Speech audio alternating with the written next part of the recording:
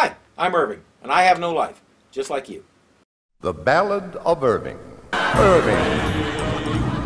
Big fat Irving. Big sport Irving. The 142nd fastest gun in the West.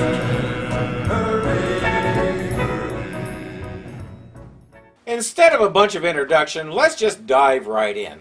I studied this game on the store shelf for a long time before I finally bought it. I had no idea what it was about, but I learned that the whole Battlefield thing was a fairly long-running series, so it was time to check it out. Over the next several days, I monopolized the TV and the 360 as I made my way through this great, exciting, and laugh-inducing game. You're part of 222nd Battalion B Company. You're Preston Marlowe, a soldier who got himself into some trouble and wound up stuck with a company of misfits rather than going to prison. You meet your squad, consisting of Sergeant Redford, he's supposed to go home in 3 days, Haggard, who's the explosive expert, and Sweetwater. I'm not sure what he's all about, except that he really has the hots for the dispatch girl. Bravo 1 Charlie, this is Mike 1 Juliet, over. Listen, it's the new dispatch girl, Miss July. Mike 1 Juliet, this is Bravo 1 Charlie, over. You ought to move up ahead of the convoy to scout the terrain. I'll get back to you with further orders. Out. Oh, she's got a real nice voice. Sweetwater. Check it out. It's cavalry. Yeah, isn't it amazing how we always go towards the fighting and they're always flying in the opposite? I hope those are our guns. It's a beautiful sound either way. Listen out, boys! Typical. Drink your wine and sweets. It's about time we got some action. Look at the new guy. He's... Well, that's an auspicious start. Time for the tutorial. You can carry one weapon at a time, a situation I'm not crazy about. Each weapon has a grenade ability with it, sometimes launched from the gun and sometimes thrown by hand. Plan on swapping weapons often. You can also carry one gadget. This might be an RPG, a laser designator, some C4 explosive, or some other such item. I especially like the power tool. Good job, Marlowe.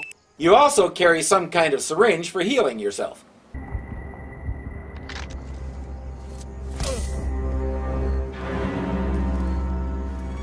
You drive that truck you just fixed toward the next objective. The driving controls are a little weird. I've never seen a game that used the left trigger to go forward and the left bumper to go backward before, but it doesn't take that much getting used to. And one nice thing about this approach is you can do it all with one hand.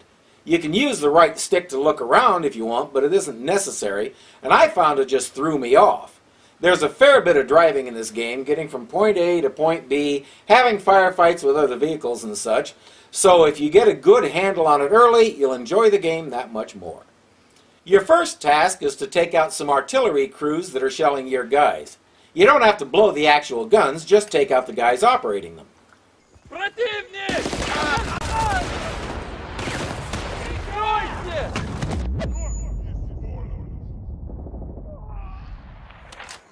That's all. Push on. After each mission, you regroup. It's usually at a smoke marker, though not this time. You get your next task almost immediately. Charlie, are the artillery guns still intact? Juno convoy hit some trouble down by the bridge, over. Mike 1 Juliet, you want us to use the enemy gun, over? Affirmative. Bracket the hostiles by the bridge, boys, but be advised, we've got friendlies in the area. Out. I ain't gonna do it. If I hit our guys, y'all gonna yell at me. Hey, crazy idea part 2. Let the new guy do it. Well, of course the new guy gets to do it. How much fun would the game be if you just stood there and watched somebody else do it? Gee willikers, this is fun.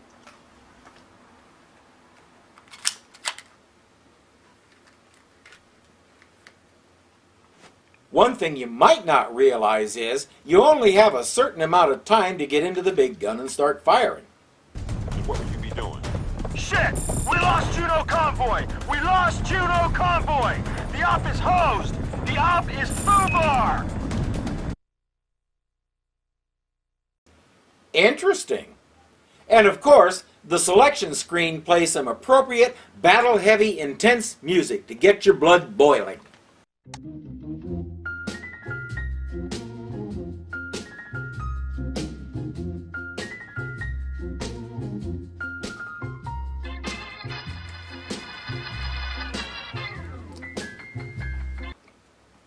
Right.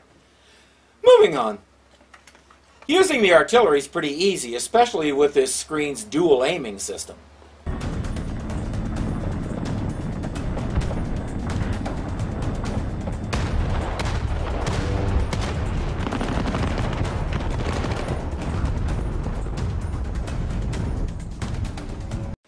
So once that's done, the column you were just protecting needs a way across the river. Unfortunately, the only decent crossing is currently occupied by a bunch of Russians. Oh yeah, I think I forgot to mention that. We're fighting the Russians in this war. As far as I can tell, and I've been through the game 3 times now, we never really find out why, though I did hear some rumblings about oil somewhere along the way. I'm not totally sure where we are either, but in the long run, it doesn't matter much. One interesting feature of this game that I haven't seen much before is the missions tend to be short and single focus. Take out the Russians at the river crossing. Go up to a farmhouse and clear it out. Some take a little longer than others depending on what you're up against, like this machine gun.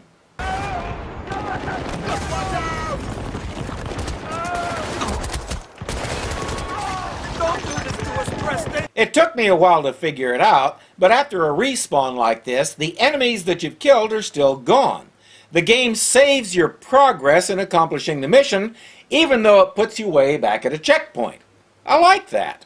But I just couldn't seem to get rid of the machine gun, so I tried a different angle.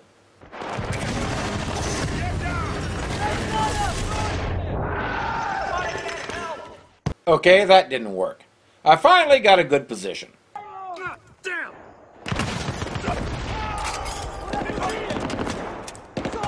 Some missions are really short, like this one.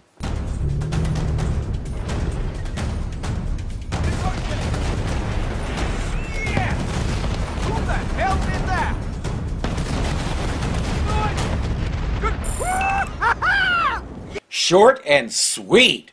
Haggard sums it up pretty well. Feels good, doesn't it? I remember blowing up my first tank. So now you're ready to meet your evac helicopter. Got a visual on the LZ. Stand clear. Out. Here's a 6-5. I'm hit. Hell. 6-5. Going down. 6-5 going down. Shit! Ah, damn it. We're on our own again. Shit, I knew it. Well, that's not good. Another thing I haven't talked about yet is collectibles. Each level has a certain number of them.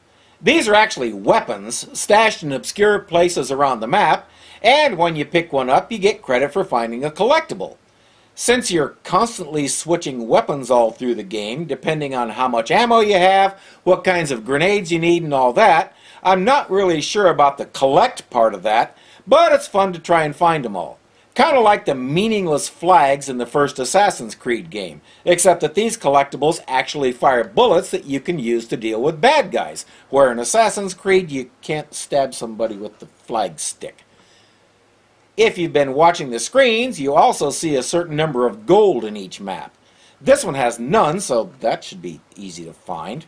If it isn't, maybe you should try a different hobby. Just about everything we've done so far is basic gameplay. So what sets this game apart from other such games? Well, for one thing, the banter among these guys. I wonder what Miss July would like to do for a weekend getaway. You wouldn't have the guts to ask her. This is a war, Sweetwater. You don't get the weekend off.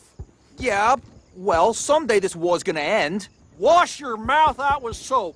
You clear out more little villages and similar places for the convoy, but it doesn't help because they start getting shelled again. You take out some radar jammers so your air support can destroy the artillery, then it's a mop-up operation. Once that's done, Sweetwater makes a major discovery. This is Bravo 1 Charlie Actual, reporting success on Objective Taurus. Over. You've done great, Sergeant. And you're all still there? Over. Actually, I think we've lost Sweetwater. Come again? Over. Dismiss that. Out. Sweetwater! Sorry, Sergeant. I'm over here, Sarge. And I think you'd all better get in here. Boy, this better be good. Come here, take a look at this. He's not Russian? Nope, we got ourselves a mercenary. One of the Legionnaires, no less. Whoa, the Legionnaire. I thought that was just a spook story. Nah, he's real. Got his own damn army. Some say the deadliest in the world. Now look at this. Acta non verba. That's the Legionnaire's motto. It's Latin, and it means action, not words. Hang on, I was at the Taco Emporium. I think you'll find that Spanish. Oh, just shut up. Then your motto should be verba non acta, because you never shut the hell up. Let's get out of here. You should listen, Sarge. Knowledge is power. For example, rumor says he always pays in gold bars. I'll just check for a pulse in his pockets. Well, slap me hard and call me El Dorado. Okay, El Dorado, let's have a look. Whoa, whoa, finders keepers, that's the rule. So, that's how it started. We found this little piece of gold. To people with less moral fiber, that might have posed a problem. But we're all men of duty. On the chopper, Preston reflects that you all decided to hold on to the gold for safekeeping, splitting it 4 ways.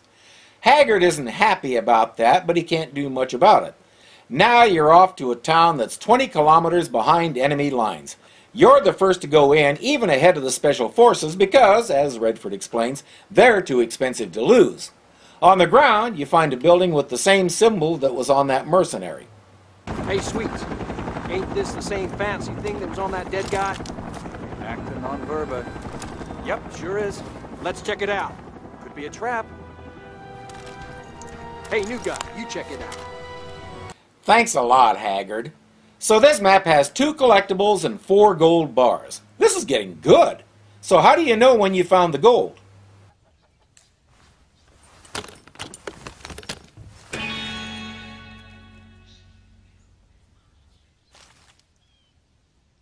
You found another piece? We've got to be closing in on that mother lode. Nice. Next, you're off to blow some weapons storage and a fuel depot. More basic gameplay, except that you drive a boat. Well, I say driving. It's more like wrestling. Got him. Yeah, right.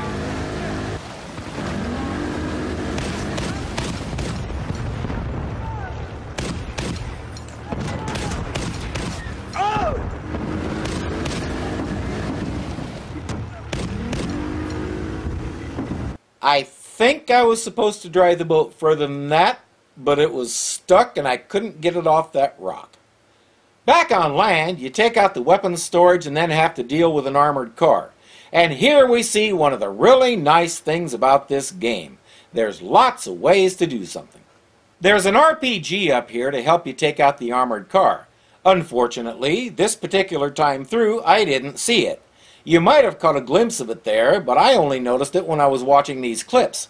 I did find some C4 down below, so I went on a little excursion to handle this thing up close and personal.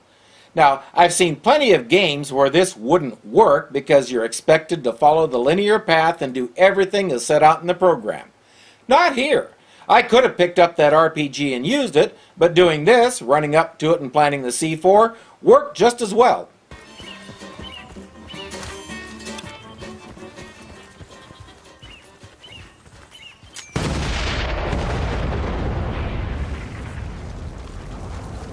More and more games are going to the multiple path approach, and it's nice. From the gamer's point of view, it makes things more interesting because if X doesn't work, try Y. From the developer's point of view, it gives the game better replay value, which means it'll probably be more popular than one that doesn't have that. So everybody wins, except the bad guys, but they're not supposed to. But after that's done, you get an assignment that's going to be a little different. Charlie, this is Mike 1 Juliet. We have a Russian advance team approaching the bridge. They're your priority target. You cannot let them control the bridge. Over. Mike 1 Juliet, we spread real thin down here. How about some air support? Over. Bravo 1 Charlie, negative on support request. I've got nothing for you right now. Can you deal with the situation? Over. Yeah, we can deal.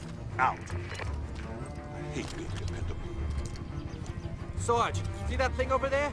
I think it's a Russian mortar guidance system. Interesting. Bet we could use it against them. Hell of a bet, Sarge. Hell of a bet. Did you see what Haggard and Sweetwater were doing there? Get used to seeing that because they do it a lot.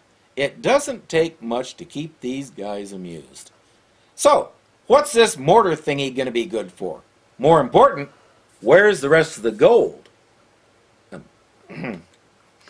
So, how do you use this thing? Well, basically, you point it at what you want to destroy and hold your trigger until that little semicircle thing fills up. Exposing yourself long enough for that to happen may or may not allow you to stay alive because these things have some nasty bullets.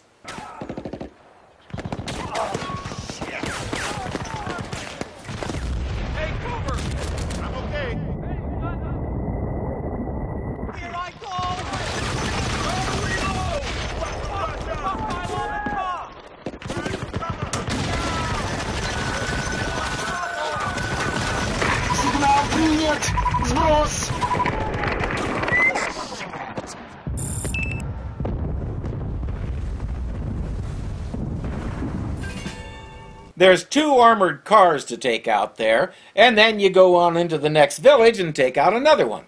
You're heading into this town ahead of the main attack, which Haggard finds fortuitous. You heard her. We're moving in. That's fine with me. We get in first, maybe you'll find some gold. That's not why we're here. You want to sail the Caribbean? You gotta buy a boat, right? There's more than a little crazy logic to that. The mission there is to destroy some anti-tank guns that are making it hard for your armored column to advance. Reload! Watch out! Great! That's the first one! Keep them coming!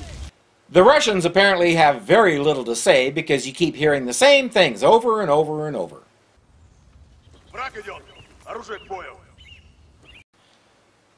Arroz con pollo? I thought that was a Spanish dish, not a Russian one. You learn something new every day. So you move on and take out a few more of these anti-tank guns. Then once again it's time to regroup with the smoke and get more instructions from Miss July. She knows my name, Haggard. She knows my name. I've been thinking about Miss July. How do you know she's good looking? I have this cousin who has a beautiful voice, but a face like a can of dog food. Is that the one that you dated? Yep. Cool. A little too much information there, Haggard. One nice thing about reviewing this game is I don't have to come up with the jokes. They're already there. So next, you're hooking up with the tanks and your job is to protect them. Come again? Okay, if you saw my review of Call of Duty Finest Hour, you know my thoughts on this. The tanks have armor plating. I don't. But who's protecting who? Whom? I'm still not sure why the tanks can't use their cannons and machine guns and brute force and all the rest to protect themselves and the foot soldiers, but maybe I'm missing something. If you know what it is, please share it. Okay, wait a minute. You can get into the tank and ride on it. What's my weapon? Machine gun? Good enough.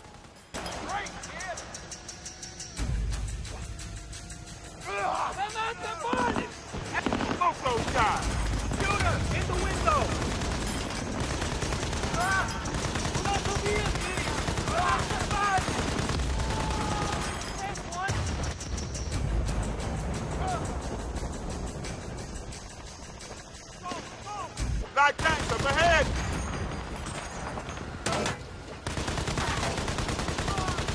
Or not. Well, here goes.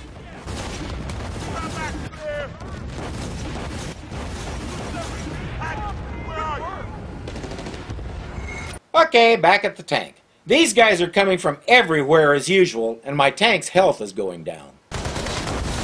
Damn, we lost one of the tanks. Stay sharp. Okay, maybe I should have grabbed a power tool instead of the RPG back at the beginning. It actually works better if you stay out of the tank because the bad guys are mainly shooting at you. I try not to ask too many questions and just go with it. Once you get the tanks where they're going, it's time to regroup again. Look, they're running. You know my reputation, the Hagganator. Right. The huge goddamn tank behind you had nothing to do with it, right? Now you're being pulled away from the main battle to take out the enemy's command post, and especially their radio equipment so they can't direct the troops. Off we go. It's basic run and gun through a couple of machine guns and grenade launchers that you have to take out. It's not necessary to go into the command center to take it out, though.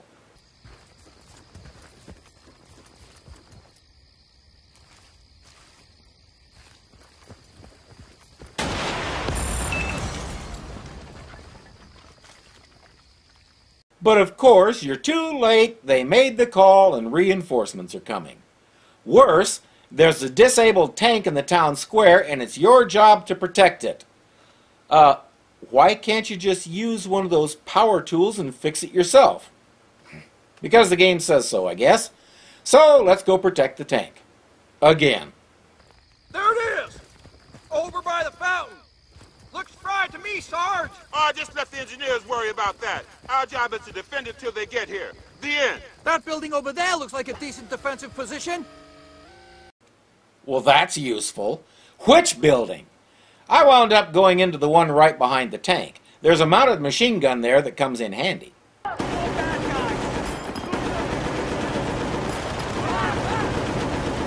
take them down before they hit the tank.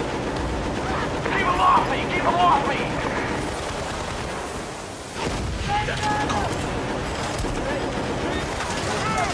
This'll take a few tries because the bad guys are all over the place as usual. A troop transport comes in and you'll be tempted to get out of the machine gun and take it out with an RPG, but it's not necessary. This is another matter. This can't take much more of this!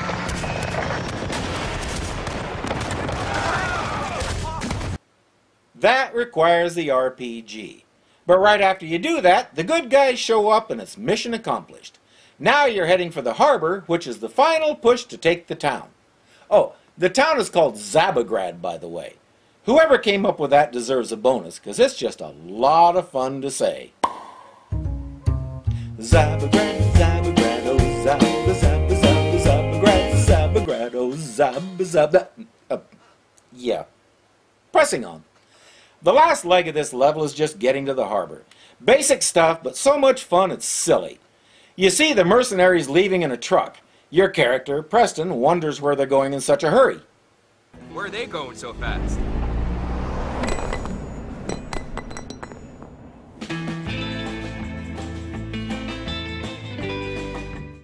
Okay, follow the trucks. A cutscene shows Sweetwater driving us on a shortcut to catch up with them, but by the time you get there, the trucks are already crossing the border. What border? From where to where? We don't actually know, and really, I guess it doesn't matter. You're not supposed to follow. Where did Hackett go? There's gold in them there hills! Shit, that's a neutral zone. Hackett, fall back! He can't hear you, Sarge. If he could, he wouldn't listen.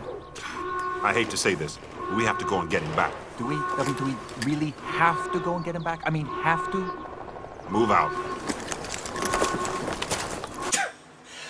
I think that's my favorite scene in the whole game. So we're off to the next level, appropriately called Saving Private Haggard. That's where we'll pick it up next time. Until then, I'm Irving, and I have no life, just like you. Well, finally, Irving got 3 slugs in the belly. It was right outside the Frontier Deli. He was sitting there twirling his gun around, and Butterfingers Irving gunned himself down. Irving. Big fat Irving. Big dum-dum Irving. Big dum-dum dead Irving. The 142nd fastest gun in the West.